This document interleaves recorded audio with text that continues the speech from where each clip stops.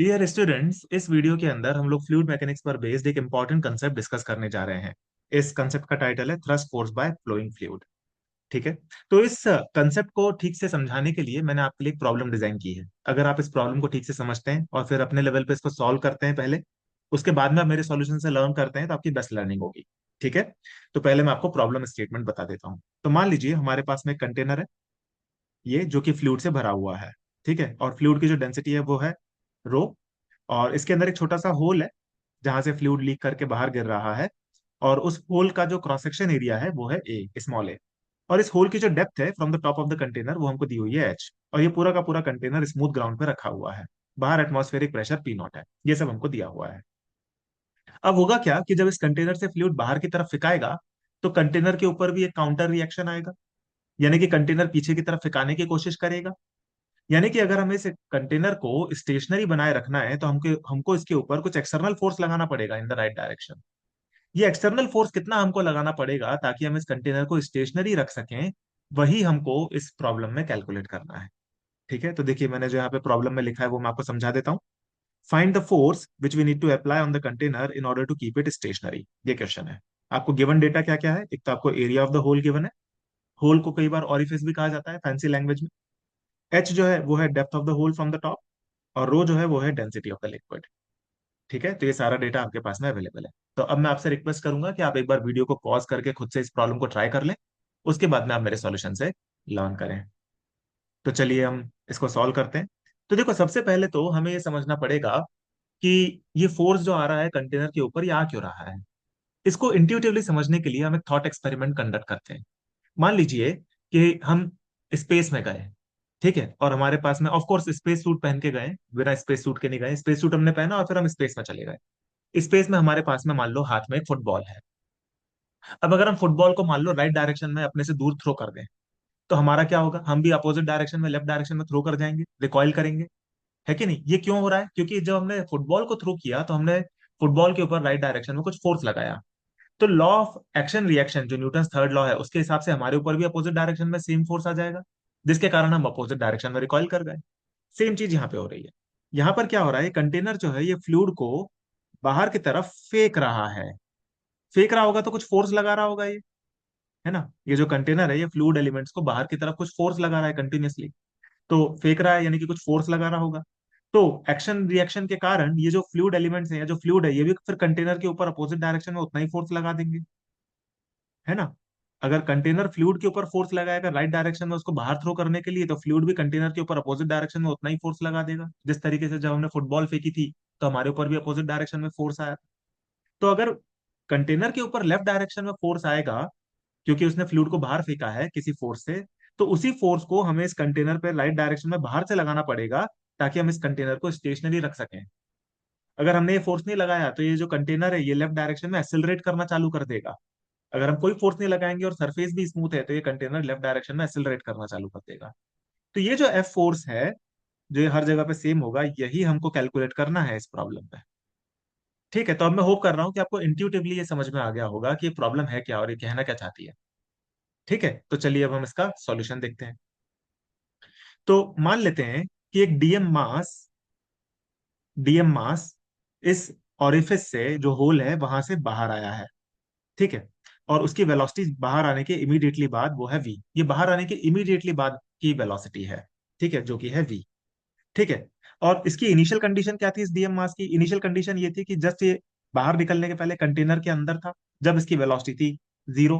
और जब ये बाहर आया तब इसकी वेलोसिटी हो गई है, फाइनल फाइनल कंडीशन में इसकी वेलोसिटी हो गई है वी। इसके अंदर हम ये मान रहे हैं कि ये जो ऑरिफिस का जो लेंथ है ये ऑलमोस्ट नेग्लिजिबल है।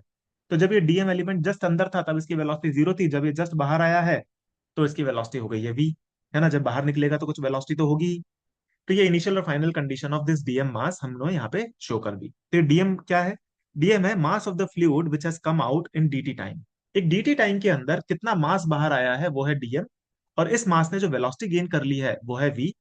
अंदर जो वेलोसिटी थी इसकी वो थी जीरो। ठीक है। तो इस प्रोसेस में जब कंटेनर ने इस डीएम मास को बाहर फेंका है, तो इसके अंदर जो चेंज इन मोमेंटम आया होगा इस डीएम मास के अंदर, लेट्स से वो अगर चेंज इन मोमेंटम को हम डीपी बोले, तो वो चेंज इन मोमेंटम कितना रहा होगा? Final momentum minus initial momentum. तो फाइनल मोमेंटम है DM into V, initial momentum है जीरो। है ना। तो यहां से हम बोल सकते हैं कि ये हो गया चेंज इन मोमेंटम, इसको हमने नाम दे दिया इक्वेशन नंबर 1। फिर डीएम मास की हम वैल्यू लिख लेते हैं। डीएम मास की वैल्यू क्या होगी? तो देखो, ये डीएम मास की वैल्यू कैसे निकाली जाती है ये समझो। तो डीटी टाइम के अंदर कितना मास बाहर आया होगा ये हमको निकालना है। तो देखो, डीटी टाइम के अंदर इतनी लेंथ के अंदर जितना मास समा सकता है वो बाहर आया होगा। और ये वाली लेंथ कितनी रही होगी? इसने ये वाली जो लेंथ है ये रही होगी v इंटू डी टी, है ना। ये वाली length v into D T रही होगी, क्योंकि फ्लूइड की वेलोसिटी जो है वो v है, और dt टाइम में उसने कितना लेंथ ट्रेवल किया होगा, v इंटू डी टी। और फ्लूइड की जो डेंसिटी है वो रो है, और जो इस क्रॉस सेक्शन एरिया से फ्लूइड बाहर आ रहा है वो ए है। तो इस डेटा की हेल्प से हम लोग डीएम की वैल्यू निकाल सकते हैं। ये v इंटू डी टी, ये तो हो गई length of the fluid, multiplied by cross section area आप कर दोगे फ्लूइड का, तो आपको मिल जाएगा वॉल्यूम ऑफ द फ्लूइड। और वॉल्यूम इंटू आप डेंसिटी कर दोगे तो आपको मिल जाएगा मास of the fluid which has come out of the orifice, यानी कि होल, इन डीटी टाइम। डीटी टाइम में कितना फ्लूइड बाहर आ गया ये आपको यहां से मिल जाएगा। तो मैं होप कर रहा हूँ आपको ये डीएम की कैलकुलेशन क्लियर हो गई होगी। ये कई बच्चों को क्लियर नहीं होती, अगर आपको ये वाला पॉइंट क्लियर है तो बाकी का सॉल्यूशन ईजी है। ठीक है, तो ये डीएम मास आ गया। फिर हम यहाँ पे क्या करते हैं, इक्वेशन 2 के डेटा को हम इक्वेशन नंबर 1 में रख देते हैं। तो सिंपली डीएम की वैल्यू हम रख देंगे, तो यहाँ से हमारे पास में क्या आएगा, rho A V square multiplied by D T. अब dt को लेफ्ट में ले आते हैं तो यहाँ पे हमारे पास में आ जाएगा dp बाई dt। ये dp बाई dt क्या चीज आ गई हमारे पास में, ये है rate of change of momentum of the flowing fluid. जो फ्लूइड बाहर की तरफ फिका रहा है और प्रोजेक्टाइल मोशन कर रहा है, उसका जो rate of change of momentum है विद रिस्पेक्ट टू टाइम, वो हमको आ गया, और वो आ गया रो ए वी स्क्वायर। और rate of change of momentum with respect to time क्या होता है? यही तो वो फोर्स होता है।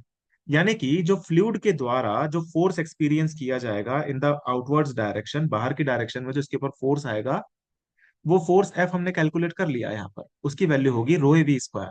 और यही वो फोर्स होगा जो कि ये फ्लोइंग फ्लूइड कंटेनर के ऊपर लेफ्ट डायरेक्शन में लगा रहा होगा, और यही वो फोर्स होगा जो कि एक्सटर्नल एजेंट को कंटेनर के ऊपर राइट डायरेक्शन में लगाना पड़ेगा, ताकि इस कंटेनर को स्टेशनरी रखा जा सके। तो एफ की वैल्यू हमने निकाल ली, वो आ गई रो V A V square.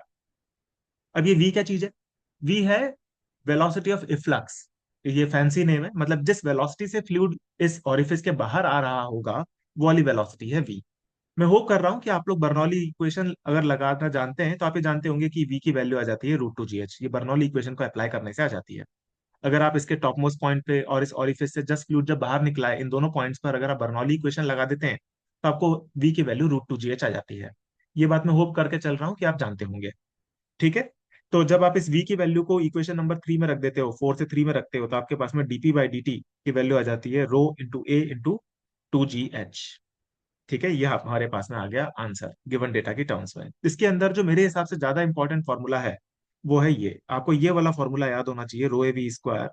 We की वैल्यू तो डिपेंडिंग ऑन द केस आप निकाल सकते हो, अलग अलग केसेस में आप वी की वैल्यू निकाल सकते हो, लेकिन आपको ये पता होना चाहिए कि ये rho A V square flowing fluid के द्वारा एक्सपीरियंस किया जाने वाला थ्रस्ट फोर्स होता है। ठीक है, ये बात आपको क्लियर होनी चाहिए, इसी फॉर्म में आप इसको याद रखें। अलग अलग केसेस में जो आपको अलग अलग वी की वैल्यूज आएंगी उसको आप यहाँ पे पुटअप कर देना, तो आपको थ्रस्ट फोर्स मिल जाएगा। इसी को थ्रस्ट फोर्स भी कहा जाता है। जब एक फ्लूइड फ्लो कर रहा है तो कोई उसको कंटिन्यूअसली फेंक रहा होगा, तो वही फोर्स जो जिस फोर्स से उस फ्लूइड को फेंका जा रहा है कंटिन्यूअसली, वो फोर्स कहलाता है थ्रस्ट फोर्स। और जो एक्सटर्नल एजेंट उस फ्लूइड को थ्रो करने का काम कर रहा होगा उसके ऊपर भी अपोजिट डायरेक्शन में फोर्स आएगा, तो वो भी इसका रिएक्शन एक्सपीरियंस कर रहा होगा। ठीक है ना। तो इसी फोर्स को थ्रस्ट फोर्स भी कहा जाता है, इसको मैं लिख देता हूं, यही थ्रस्ट फोर्स है। ठीक है, तो थ्रस्ट फोर्स भी बच्चों को इस नाम से बड़ा कंफ्यूजन होता है, तो ये केवल एक फैंसी नेम है, जो अगर आप इसको अगर सिंपल लैंग्वेज में समझो तो कंटेनर और फ्लूइड के बीच में कुछ धक्का मुक्की हो रही है, उसी का हमने फैंसी नेम यहाँ पे थ्रस्ट फोर्स रख दिया है। ठीक है, तो मैं होप कर रहा हूँ स्टूडेंट्स कि आपको ये पूरा का पूरा कैलकुलेशन क्लियर हो गया होगा। यही वो फोर्स है जो कि हमसे कैलकुलेट करने को कहा गया था। ठीक है स्टूडेंट्स, तो इस कंसेप्ट के ऊपर हम लोग कुछ और भी प्रॉब्लम्स सॉल्व करेंगे आगे आने वाले वीडियोस में, और सिमिलर कॉन्सेप्ट्स और प्रॉब्लम्स के साथ में हम लोग मिलेंगे फिर आने वाले वीडियोस में। Thank you, bye.